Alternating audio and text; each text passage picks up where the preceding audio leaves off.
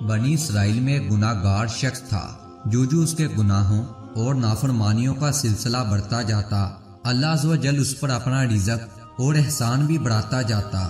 جب اس آدمی نے حضرت موسیٰ علیہ السلام سے گناہوں اور برائیوں میں ملوث رہنے کے لیے عذاب کا بیان سنا تو وہ کہنے لگا، اے موسیٰ علیہ السلام، اللہ تعالیٰ کیا چاہتا ہے؟ کیونکہ جب بھی میں زیادہ گناہ کرتا ہوں تو اللہ تعالیٰ مجھے مزید فضل و نعمت عطا کرتا ہے۔ جب آپ نے اس کی یہ بات سنی تو آپ علیہ السلام بہت حیران ہوئے، چونکہ حضرت موسیٰ علیہ السلام کلیم اللہ تھے۔ جب آپ علیہ السلام کوہ طور پر مناجات کے لیے حاضر ہوئے تو عرض کی، یا رب العزت، تو جانتا ہے جو تیرے نافرمان بندے نے کہا ہے کہ جب بھی وہ گناہ کرتا ہے تو اس پر مزید احسان فرماتا ہے۔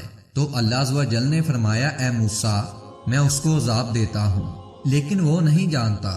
حضرت موسیٰ علیہ السلام نے عرض کی، اے میرے مولا، تو اسے کیسے عذاب دیتا ہے؟ حالانکہ تو اس کے رزق کو بڑھا دیتا ہے اور اسے ڈیل دے دیتا ہے۔ اللہ کی طرف سے جواب ملا، اے موسیٰ علیہ السلام، میں اسے اپنی بارگاہ سے دوری اور اپنے فضل و کرم سے محرومی کا عذاب دیتا ہوں۔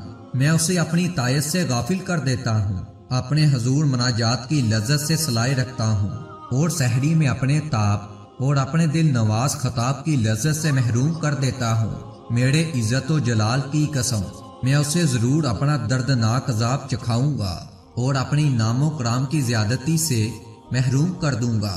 ناظرین کرام، گناہوں میں مقابلہ کرنے والوں کو دیکھ کے ان کو بہت زیادہ مہلت دے دی گئی ہے اور ان کو عذاب دینے میں جلدی نہ کی گئی بلکہ انہیں ڈیل دے دی گئی، مگر وہ گناہوں کی لذات پر خوش ہیں، حالانکہ یہی مزے ان کے لیے غم کا باعث بن جائیں گے۔ چنانچہ رب العزت ارشاد فرماتا ہے کہ ترجمہ کنز الایمان، کیا یہ خیال کر رہے ہیں کہ وہ جو ہم ان کی مدد کر رہے ہیں مال اور بیٹوں سے، یہ جلد جلد ان کو بلائیاں دیتے ہیں، بلکہ انہیں خبر نہیں۔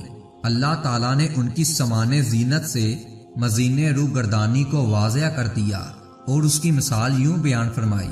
ترجمہ کنز الایمان، تو ہم نے اسے کر دیا کاٹی ہوئی گویا کل تھی ہی نہیں۔ ہم یوں ہی آیت مفصل بیان کرتے ہیں غور کرنے والوں کے لیے۔ دنیا کی لذتوں میں مشغول رہنے والوں، تمہارا رب العزت واضح طور پر فرما رہا ہے، ہم تمہیں ایک عذاب سے ڈراتے ہیں کہ نزدیک آ گیا۔ اس دن انہیں کس قدر رسوائی ہوگی جب اللہ تعالیٰ انہیں ان کی بدعمالیوں پر خبردار فرمائے گا، اور اللہ عز و جل ہر چیز کا علم رکھنے والا ہے۔ گناہوں کے بھیانک انجام پر غور کرو، کیسے لذتیں ختم ہو جائیں گی اور خامیاں باقی رہ جائیں گی۔ میں تمہیں اللہ رب العزت کی قسم دیتا ہوں کہ گناہ کی طلب سے بچو، کہ یہ بہت بری طلب ہے اور اس کے اثرات چہروں اور دلوں پر کتنے برے ہیں۔